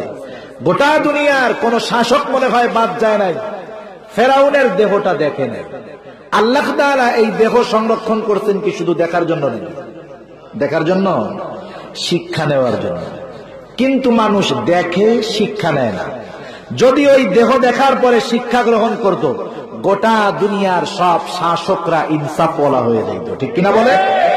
গোটা দুনিয়ায় ইনসাফের বাতাস বইতো, গোটা দুনিয়ায় শান্তির বাতাস বইতো। আল্লাহ বলেন ওরা দেখে কিন্তু শিক্ষা গ্রহণ করে না। এজন্য আল্লাহ বলেন, ওয়া ইন্না কাসীরাম মিনান নাস আন আয়াতিনা লাগাফিলুন। অধিকাংশ মানুষ আমার নিদর্শন সমূহ সম্পর্কে গাফেল। এখন যে কথার জন্য এটা বললাম, মূসা আলাইহিস সালাম তার বক্তব্যের মধ্যে বলছেন, ধরা পড়ব না, রব সাথে আছে, রাস্তা দেখায় দিবে। নবীজি যে বক্তব্য দিলেন মূসা আলাইহিস সালাম, বনি ইসরাইলেরা তার বক্তব্যের চূড়ান্ত সত্যায়ন নিজের চোখেই তারা দেখছে। ঠিক কিনা? কারণ ফেরাউনের সুবনি খাইয়া মরা যদি তারা না দেখতো, হয়তো দূরে যাইয়া মাঝে মধ্যে ফেরাউন মূসা আলাইহিস সালামরে হয়তো তারা বলতে পারত, যে মূসা আলাইহিস সালাম, ফেরাউন বাঁচলো না মরলো তা তো জানি না, কোন দিন না জানি আমাদেরকে এসে আক্রমণ করে বসে। এই প্রশ্ন জানি ভবিষ্যতে তাদের অন্তরে না আসতে পারে। আল্লাহ তাআলা একবারে তাদের চোখের সামনে ফেরাউনের সুবনি দিয়া মারছেন। বলেন তো, এরকম দৃশ্য দেখার পরে প্রত্যেকটা মানুষের আল্লাহর প্রতি ভরসা বাড়বে না কমবে? যেই নবীর বক্তব্য এমন ভাবে সত্যায়ন হলো, বলেন তো সেই নবী যা বলবে তারা কি সেটা মানবে কি মানবে না? কিন্তু বনি ইসরাইলের অবস্থা অন্যরকম। আল্লাহ তাআলা চাইলেন বনি ইসরাইলদেরকে সিরিয়ায় তাদের আদি বাসস্থান ফিরাইয়া দিবে। বনি ইসরাইলেরা 400 বছর ফেরাউনের গোলামীর জিঞ্জিরে আবদ্ধ ছিল। আল্লাহ তাআলা চাইলেন তাদের আদি নিবাস সিরিয়া তাদেরকে ফিরাইয়া দিবেন। সিরিয়ার মধ্যে ছিল একজন জালেম শাসক। মুসা আলাইহিস সালামকে আল্লাহ জানায় দিলেন, পয়গম্বর আপনি বনি ইসরাইলদেরকে নিয়ে শুধু ওই জালেম শাসকের বিরুদ্ধে যুদ্ধে নামবেন, জয়ের জিম্মেদারি আমি আল্লাহর। এই খবর নিয়ে মুসা আলাইহিস সালাম যখন তার উম্মতদের কাছে আসলো, যুদ্ধের কথা বলল, মুসা আলাইহিস সালামের উম্মত বলতেছে, ইযহাব আনতা ওয়া রাব্বুকা ফাকাতিলা ইন্না হাহুনা কাঈদুন। তারা তাদের নবীকে কি বলছে? তারা তাদের নবীকে বলছে, আপনি আর আপনার রব দিয়া জিহাদ করেন, আমরা এখানে বসলাম, আমরা যুদ্ধ করতে পারবো। অথচ এই মানুষগুলাই অল্প কয়েকদিন আগে তাদের চোখের সামনে আল্লাহ তাআলার কত ক্ষমতা, পয়গম্বরের অবস্থা, বক্তব্যের পূর্ণাঙ্গ সত্যায়ন তাদের চোখের সামনে হলো, এরপরেও তারা বলছে যুদ্ধ করতে পারবো না। রাসূলুল্লাহ সাল্লাল্লাহু আলাইহি ওয়াসাল্লামের মনের মধ্যে চিন্তা আছে, কিন্তু রাসূলুল্লাহ সাল্লাল্লাহু আলাইহি ওয়াসাল্লামের সাহাবী আর বনি ইসরাইলেরা কিন্তু এক না, ঠিক কিনা বলেন? কারণ আল্লাহর নবীর সাহাবীদের প্রশংসা আল্লাহ তাআলা শুধু আমরাই জানতেছি এমনটা নয়, বরং আল্লাহ তাআলা তাওরাত ইনজিলে সাহাবাদের আগাম সুনাম আল্লাহ উল্লেখ করেছে। যাই হোক, রাসূলুল্লাহ সাল্লাল্লাহু আলাইহি ওয়াসাল্লাম তাদের সামনে অবস্থার কথা পেশ করছে, পরামর্শ। উভয় পক্ষের জবাবের সারমর্ম হলো এইরকম, ইয়া রাসূলুল্লাহ আমরা ঈমানের জন্য যুদ্ধ করতে তৈরি, শুধু তাই নয়, তাদের পক্ষ থেকে জবাব হলো, ইয়া রাসূলুল্লাহ আমরা আপনার সামনে পেছনে ডানে বামে চতুর্দিকে অবস্থান নিয়ে কাফেরদের বিরুদ্ধে জিহাদ করব, শরীরের শেষ রক্তবিন্দু দিয়ে হলেও জিহাদ করব, যুদ্ধের ময়দান থেকে আমরা পেছনে ফিরে আসব না। রাসূলুল্লাহ সাল্লাল্লাহু আলাইহি ওয়াসাল্লাম সৈন্য বাছাই শুরু করলেন। বাছাই করে পাইছেন 313 জন। কয়জন? জোরে বলেন কয়জন? 313 জন। 313 জন সৈন্য, 313 তলোয়ার নাই, 313 জন সৈন্য, 313 জনের বদরের ময়দানে যাওয়ার মতো বাহন নাই। প্রচন্ড গরমের দিন, রোজা ফরজ হলো। এই মানুষগুলা রোজা রেখে খালি পায়ে হেঁটে 70 মাইল পথ অতিক্রম করে বালুর মধ্যে দিয়া রোজা রেখে হেঁটে বদরের দিকে রওনা হয়ে গেল। কারো 2 হাতের মধ্যে 2টা খেজুরের ডাল, কারো 2 হাতের মধ্যে 2টা পাথর। কিন্তু এই মানুষগুলার দুনিয়ার আধুনিক অস্ত্র ছিল না, কিন্তু এই মানুষগুলার যে ঈমানি শক্তি ছিল, ওই ঈমানি শক্তি দিয়ে তারা গোটা দুনিয়াকে পরাজিত করেছে। রাসূলুল্লাহ সাল্লাল্লাহু আলাইহি ওয়াসাল্লামের এই সৈন্যবাহিনী 313 জনের মধ্যে একজনের নাম হলো আবু উবাইদা ইবনুল জাররাহ রাদিয়াল্লাহু তাআলা। ওনার নাম আবু উবাইদা, বাবার নাম হলো জাররাহ। উনি মুমিন, বাপ ছিল কাফের। আবু উবাইদা যুদ্ধের ময়দানে গিয়ে দেখে তার বাবা জাররাহ কাফেরদের পক্ষে, মুসলমানদের বিপক্ষে যুদ্ধ করার জন্য আসছে। অনেকদিন পর বাবারে দেখছে আবু উবাইদা। বাবাকে দেখার পরে আবু উবাইদার অন্তরের মধ্যে বাবার মহব্বত জাগ্রত হয়ে গেছে। আবু উবাইদা বাবাকে দেখা অন্তরে ভালোবাসা জাগ্রত হয়ে গেছে, পিতৃ মহব্বত অন্তরের মধ্যে জেগে উঠছে। ইসলাম হলো সুন্দর, ইসলাম হলো মানবিক। এই জন্য ইসলাম এমনটা কখনো বলে না যদি তোমার মা বাবা কাফের হয় মা বাবাকে ভালোবাসতে পারবা না, বরং নবীজির অনেক হাদিস থেকে প্রমাণ, কারো মা বাবা যদি কাফের হয় ওই কাফের মা বাবার সাথে ভালো আচরণ করতে হবে। আল্লাহ তাআলা কোরআনুল কারীমের মধ্যে বলেন, وَإِنْ جَاهَدَاكَ عَلَىٰ أَن تُشْرِكَ بِمَا لَيْسَ لَكَ بِهِ عِلْمٌ فَلَا تُطِعْهُمَا وَصَاحِبْهُمَا فِي الدُّنْيَا مَعْرُوفًا। আল্লাহ রাব্বুল আলামিন বলেন, তোমার মা বাবা যদি তাদের অজ্ঞতার কারণে আমি আল্লাহর সাথে শিরক করার জন্য তোমাদেরকে জোর জবরদস্তি করে, আল্লাহ তাআলা দুইটা আদেশ করলেন। এক নম্বর, ফালা তুতিউহুমা, মা বাবা যদি এমন আদেশ করে এই আদেশের আনুগত্য করবা না, কারণ শিরক করলে বেজার হয়। কে জোরে বলেন? আর রাসূলুল্লাহ সাল্লাল্লাহু আলাইহি ওয়াসাল্লাম বলেন, লা তাআতা লিমাখলুকিন ফি মাসিয়াতিল খালিক, খালেকের নাফরমানি করে মাখলুকের আনুগত্য করা যাবে না। এই জন্য দুনিয়ার যে কেউ যত বড় লিডার হোক, যত বড় নেতা হোক, আমাকে যদি এমন কোন আদেশ করে যেটা করলে আল্লাহ বেজার হবে, এমন আদেশ যদি কোন নেতা করে ওই নেতাকে ছাড়তে হবে, তবু নেতার আদেশ মান্য করা যাবে না, আল্লাহকে বেজার করা যাবে না। আল্লাহ তাআলা প্রথম আদেশ দিলেন, ফালা তুতিউহুমা, তোমার মা বাবার আদেশের আনুগত্য করবা না। এখন তোমার মা বাবা তোমাকে শিরকের আদেশ করেছে, বড় জঘন্য কাজের আদেশ করলো, সাবধান। এই জন্য মা বাবার খাবার বন্ধ করে দিবা না, এই জন্য মা বাবার সাথে কঠোর আচরণ করবা না, ঘর থেকে বের করে দিবা না। বরং কি করবা? আল্লাহ তাআলা বলেন, ওয়াসাহিবহুমা ফিদ দুনিয়া মারুফা, ওই মা বাবার সাথেও দুনিয়ায় ভালো আচরণ করবা। সুবহানাল্লাহ বলেন।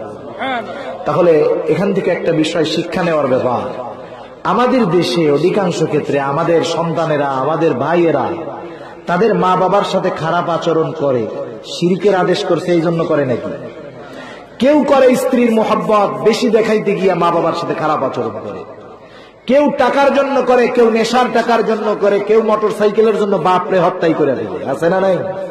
অহরহ ঘটনা ঘটতেছে। যেখানে শিরকের আদেশ করলে মা বাবার সাথে খারাপ আচরণ করা যাবে না, সেখানে দুনিয়ার কোন স্বার্থের জন্য মা বাবার সাথে মানুষ খারাপ আচরণ করে, এটা বোঝার বিষয়। আল্লাহ সবাইকে বুঝবার তৌফিক দান করুন। আবু উবাইদা নিয়ত করছে যে যুদ্ধ করব, বাবার মুখোমুখি হব না। এই নিয়ত করে আবু উবাইদা যুদ্ধের ময়দানে যুদ্ধ শুরু করে দিল। বলেন তো, নিয়ত আমরা করতে পারি, কিন্তু নিয়ত পূরণ করেন কে?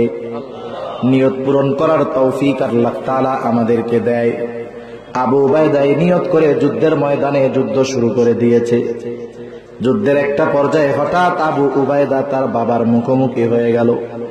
আবু উবাইদা চায় বাবার মুখোমুখি হবে না, আর আল্লাহ তাআলা চানো আবু উবাইদা আজকে বাবার মুখোমুখি দাঁড় করিয়ে দেওয়া হবে, পরীক্ষা নেওয়া হবে, আমি আল্লাহর মহব্বত জয়ী হয় না বাবার মহব্বতটা জয়ী হয়ে যায়।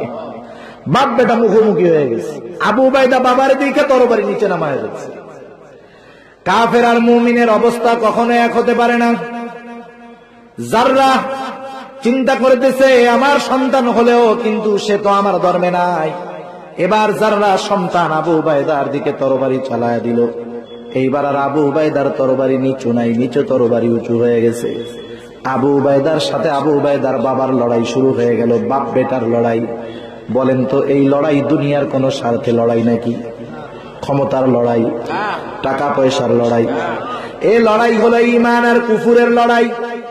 এ লড়াই হলো সত্য আর মিথ্যার লড়াই। এ লড়াই হলো হক আর বাতিলের লড়াই। এ লড়াই হলো আলো আর অন্ধকারের লড়াই। সত্য আর মিথ্যার লড়াইতে সত্যই বিজয় হয়, হক আর বাতিলের লড়াইতে হকই বিজয় হয়।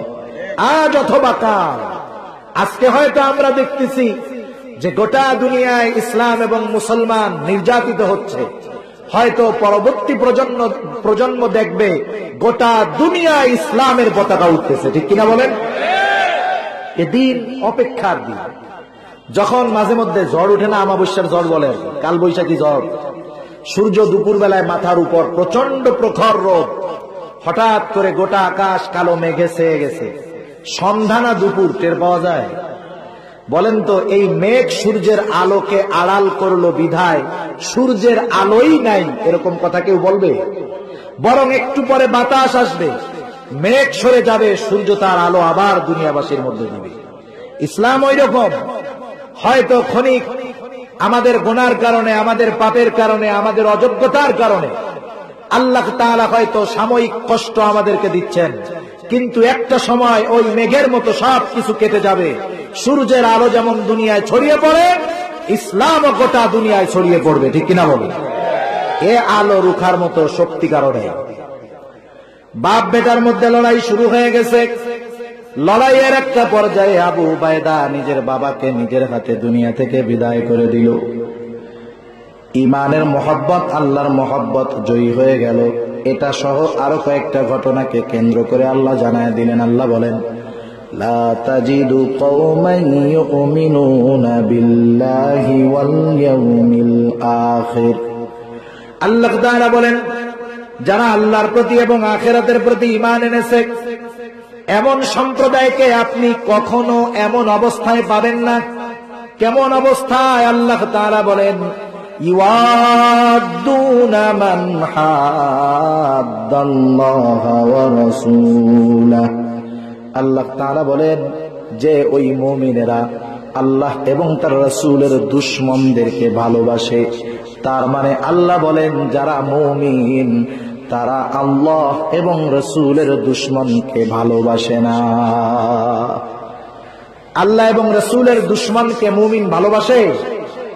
আল্লাহ তাআলা এরপরে বলেন, শুনে নেন, আল্লাহ এবং রাসূলের দুশমন ওয়ালাউ কানু আবাআহুম আও আবনাআহুম আও ইখওয়ানাহুম আও আশীরাতাহুম।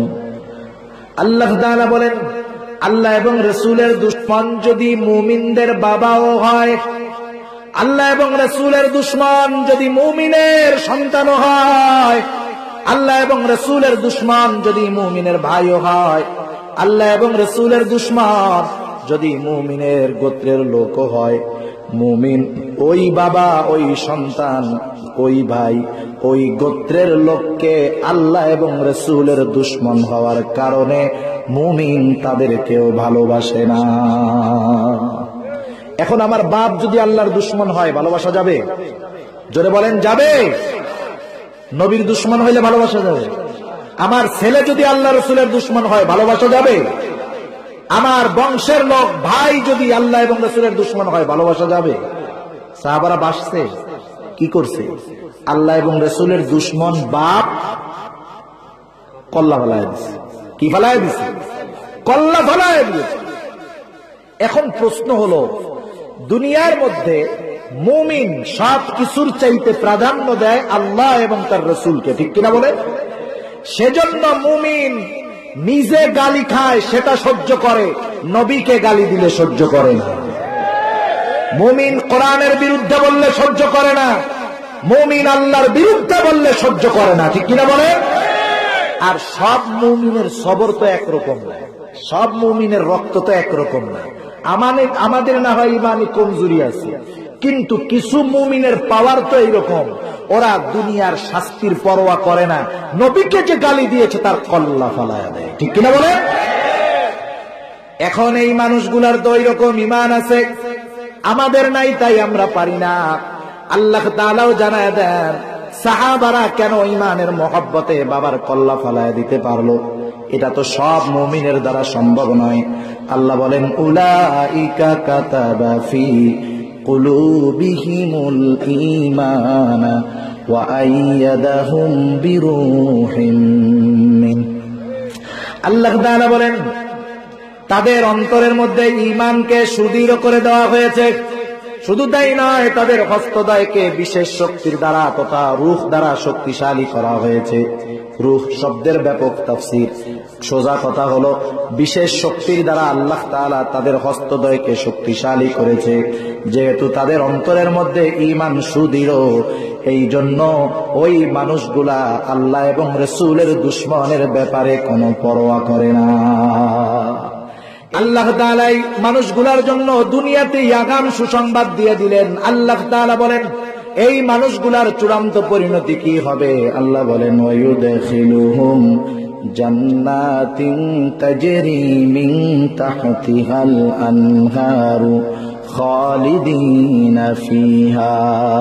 আল্লাহ তাআলা বলেন, ওই মানুষগুলাকে এমন জান্নাতে প্রবেশ করানো হবে যেই জান্নাতের পাদদেশ দিয়ে আছে প্রবাহিত নহর, সেখানে তারা অনন্তকাল থাকবে। তাদের ব্যাপারে আল্লাহ তাআলা আরো বলেন, রাদিয়াল্লাহু আনহুম ওয়া রাদু আন। স্বয়ং আল্লাহ তাদের উপরে সন্তুষ্ট, তারাও আল্লাহর উপরে সন্তুষ্ট। এবার আল্লাহ তাআলা ওই মানুষগুলার একটা পরিচয় পেশ করেন। আল্লাহ বলেন, জানো তারা কারা? আল্লাহ তাআলা বলেন তারা কারা? উলাইকা হিজবুল্লাহ। আল্লাহ তাআলা বলেন ওই মানুষগুলাই হলো আল্লাহর দল। আর যারা আল্লাহর দল, আল্লাহ বলেন আলা ইন্না হিজবাল্লাহি হুমুল মুফলিহুন। আর যারা আল্লাহর দল, আল্লাহ বলেন তারাই হলো সফল। সফল কারা? বলেন আল্লাহর দল যারা। সফল কারা?